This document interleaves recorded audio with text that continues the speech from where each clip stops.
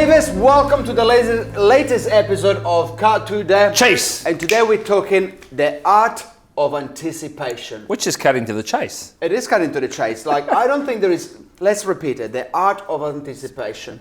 Now, I think there is nothing more unprofessional than a buyer calling your text and say, can you send me the documents? Man, you filed already. Yeah. A vendor asking, when are you sending the feedback from the open home? You have failed them already. Yeah. You got to basically put it into a process and systems that every question that you get asked from either a vendor or a buyer, you got templates to send to them before they will ask you that question. And for those that are watching going, well, I still don't get it. It's like being at a restaurant when you're having a beer and you drop the beer and the guy brings you another beer versus having to go, oh, excuse me, can I get another drink? Right? The law of anticipation. It is. Your water is running out. In a five-star restaurant, they'll top it up, right? They're like a Hulk. They're like, oh, the water is 25% down. Bam, they give you more. And they charge you for it, but they'll give you more, right?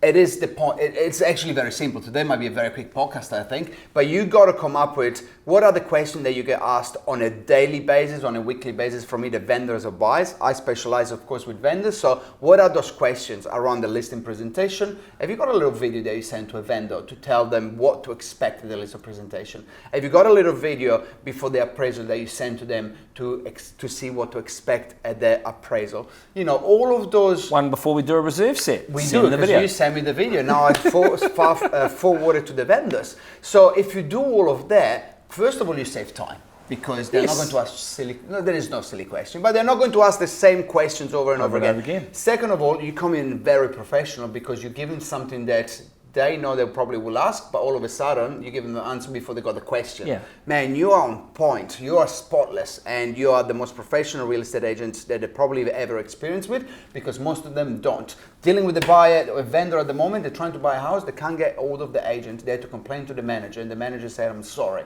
How can you not get back to a buyer, right? But they can. That's next level. But nevertheless, if you anticipate the question and demands of a vendor or a buyer, you're already winning and you're one step ahead. Yeah. Well, like when you finish the meetings, right? Anything else we can do? No? Great. Thank you. There's no questions. You've anticipated everything and they go, right, we know what's going on.